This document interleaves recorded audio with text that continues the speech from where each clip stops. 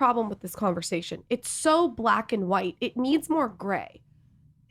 There's lots of nuances. Like the problem is people are either, I love implants are great, mine have not done anything, or I have breast implant illness.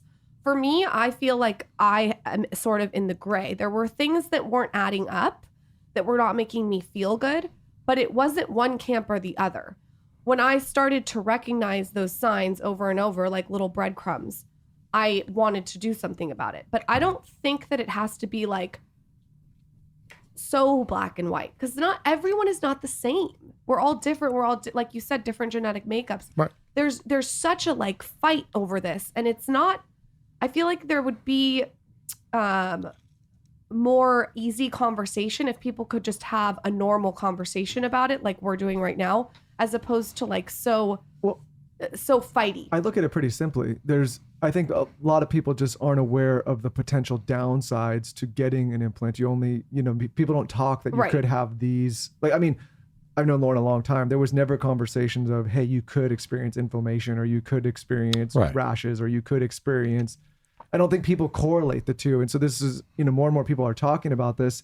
And I think it's a fight because many have not had the experience of a poor experience. And others are like, whoa, I've solved everything that was going on in my system. Yeah, in 2019, they had a series of hearings that I testified at the FDA in Bethesda. It was about implants and breast implant illness. And so this is, mainstream with the FDA. It's mainstream with providers. What it's not clear about, because the data was pretty limited and the pandemic made that worse. We got funding as when I was president of the Aesthetic Society's Research Foundation to explore breast implant illness. And so the studies that have been done show that there's symptom improvement. Some of the things I think could be expanded, certainly, because it's a very limited, they looked at basically 100 explants. Well, I've done 1,500. So I have 15 times the information they have, plus I know all the genetics behind it. So the long story, short story is what you eat, what you drink, where you live, where you work, the air you breathe, your genetics dictate much of this, and you can't pick your parents.